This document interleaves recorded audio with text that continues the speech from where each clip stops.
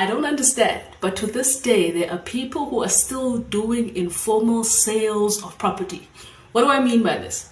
People are buying and selling property to each other by either just transacting with the cash and then saying, okay, take occupation of the physical property. That's the type of sale they're doing.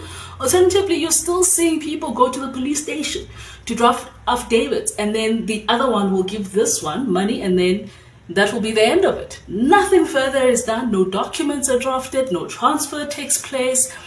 And people they tend to be comfortable with that.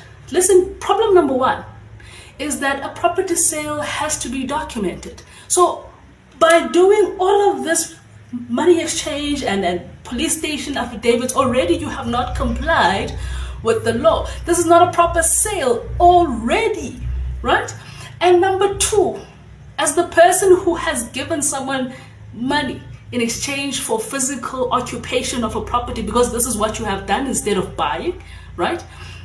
You're in trouble, and things could change for you tomorrow. And I'll give you an example of a case in particular, right, where this happened and the consequences of such transactions. So this lady sells the house to this other one, right? They go to the police station, they draft an affidavit. I'm selling this house to this person. This one gives the lady money. She takes occupation of the property.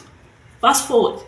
The one who was the initial owner, who drafted the so-called affidavit at the police station, passes away. The kids come running from wherever it is they came from. Now they get here and they say, listen, we want you out of this property because there was a rental agreement between you and our mother, but now we're here to take occupation.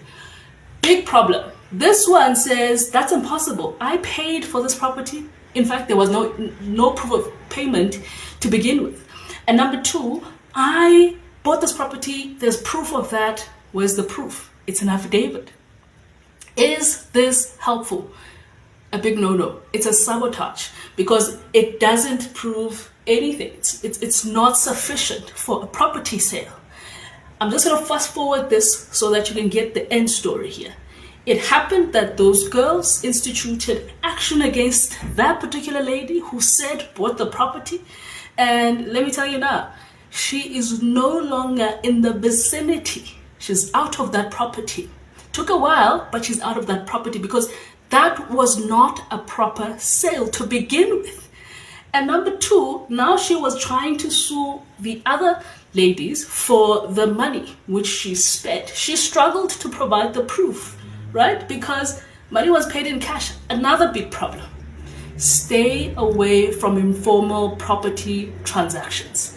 If there's no lawyer in that particular transaction, no proper documentation that is being signed, that is not going to work for you because it's not going to comply with the requirements.